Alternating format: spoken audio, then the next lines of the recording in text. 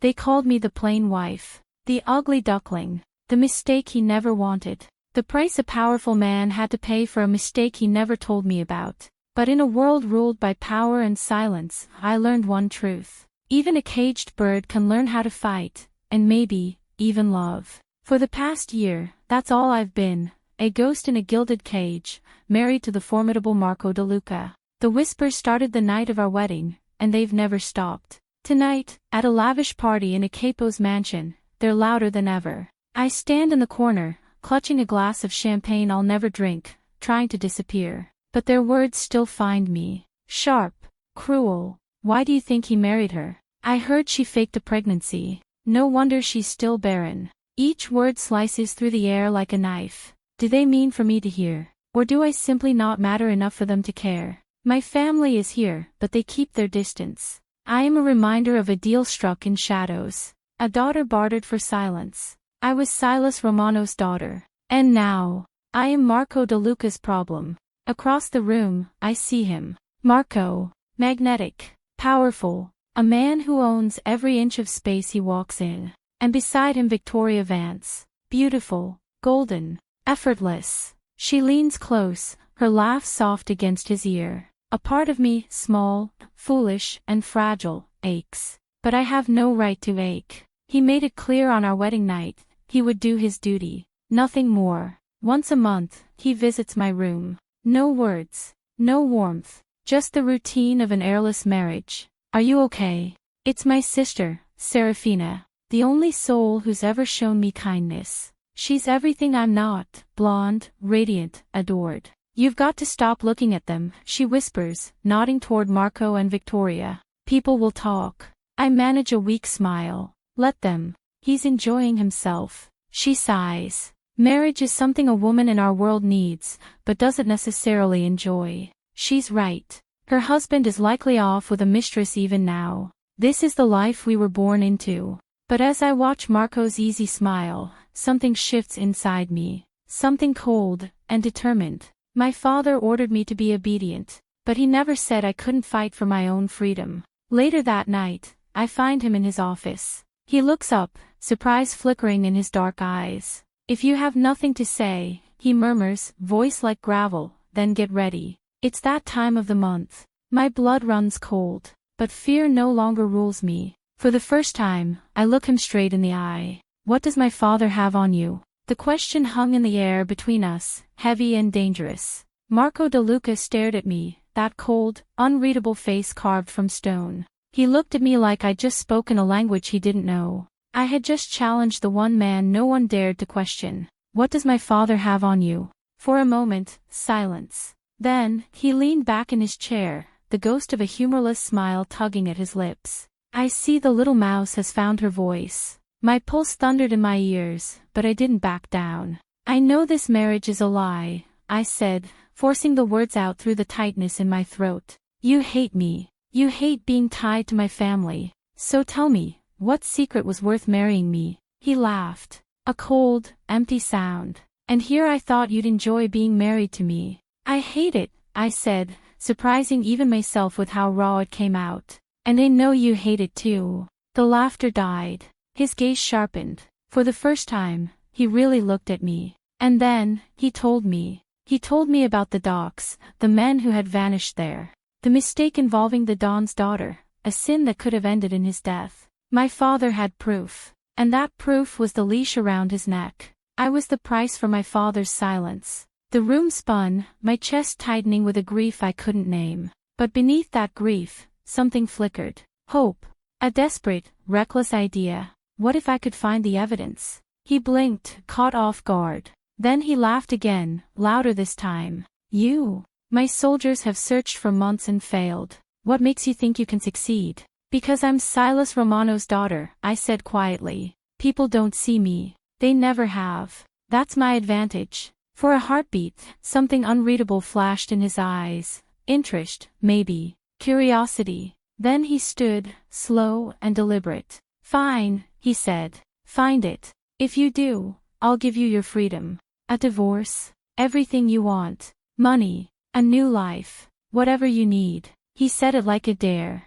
Like he already knew I would fail. But it was enough. For the first time in a year, I had something to fight for. Days passed in silence, the mansion colder than ever. Still, something in the air had changed, like the faint scent of a coming storm. When my sister Serafina called one night, her voice was a comfort I hadn't realized I needed. We talked for over an hour. And then, quietly, I confessed something I'd never said aloud. I don't like sex, I whispered. It's horrible. Every time. The silence that followed was unbearable. Pity hung in it like smoke. Later that night, unable to sleep, I crept downstairs for a glass of water. The house was dark, silent. But when I turned from the sink, my heart stopped. Marco was standing in the doorway, watching me. He'd been home for hours, and I hadn't even known. I tried to walk past him, but his hand caught my arm. Firm. Not cruel, but commanding. Before I could speak, he pulled me close, trapping me between him and the wall.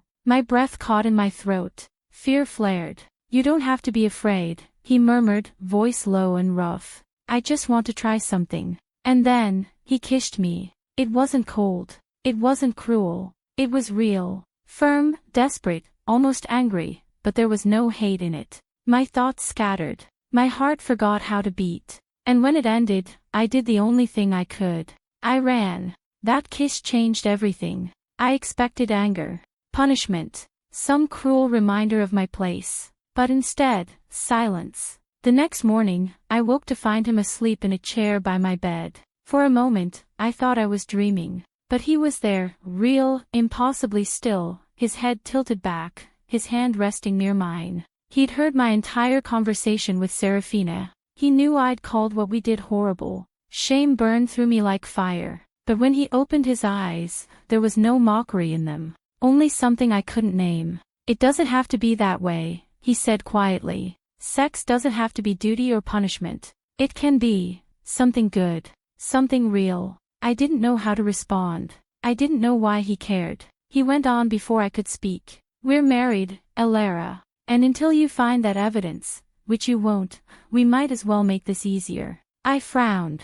Easier. We act happy, he said. We play the part. Let them believe we've fallen in love. What better way to silence the whispers? I didn't trust it. It sounded like another game, one I'd lose. But part of me wanted to believe him. So I agreed. The next day, everything changed. He took me to the city, to a boutique so expensive I couldn't even breathe.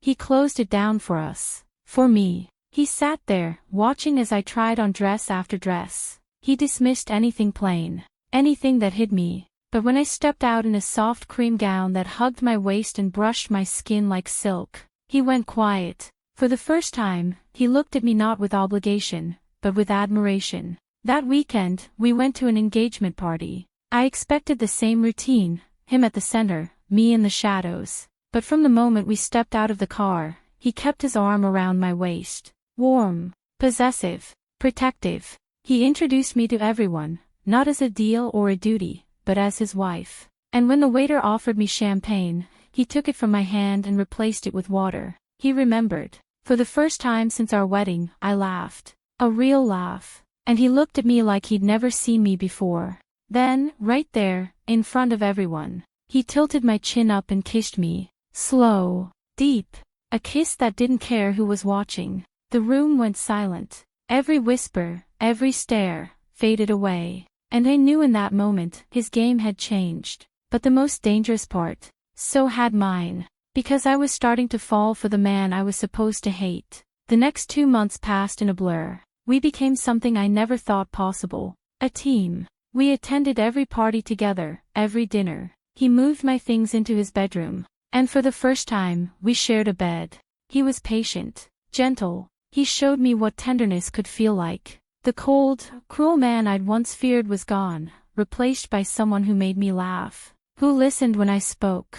Who touched me like I was something precious. And I fell in love with him. Completely. Irrevocably. But love didn't erase the truth. Our marriage had been born from blackmail. And no matter how deeply I cared for him, I could never forget the promise he made, that if I found the evidence, he'd set me free. I told myself I was doing it for him.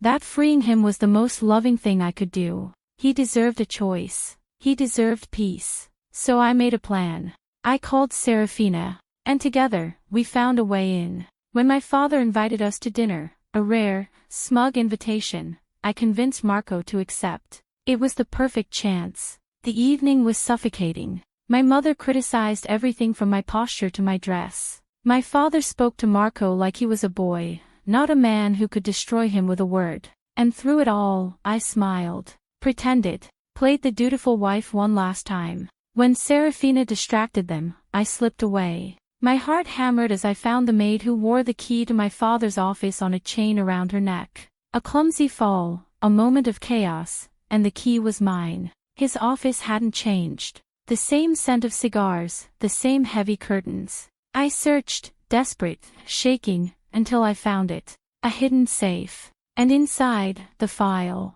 The photographs hit me like a punch to the chest. Marco and her. The Don's daughter. Angelina Vittori. Beautiful. Untouchable. And once, his. My vision blurred, my hands trembling as I pulled out the file and the USB drive. The proof of everything. The thing that bound us. The thing that would free him. I tucked it under my dress and walked out like nothing had happened. He never looked at me during the drive home.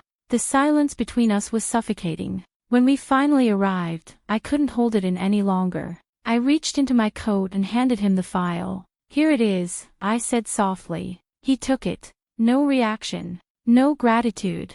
Just a long, steady look that made my stomach twist. You found it, he said.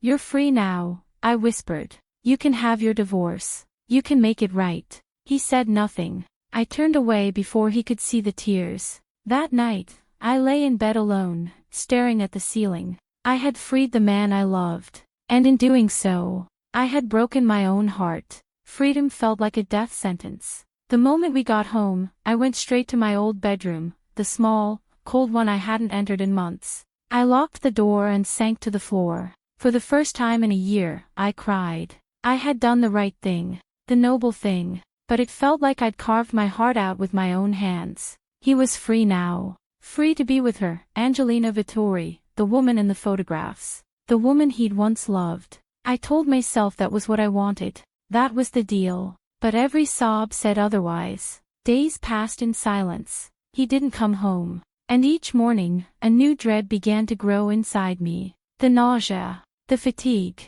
The faint tremor in my hands. I didn't need a test. I already knew. After a year of emptiness, 2 months of love had changed everything. I was pregnant. A miracle. A cruel, impossible miracle. 1 week after I'd given him the file, I walked downstairs to the dining room, my stomach churning with dread. He was there, sitting at the head of the table, reading the paper, as if nothing had changed. As if the world hadn't fallen apart between us. I froze in the doorway. He looked up, folded the paper. His expression was calm, unreadable. I have something to tell you, he said. I waited, heart pounding. Your father is dead. The words hit me like ice. I couldn't speak, couldn't breathe.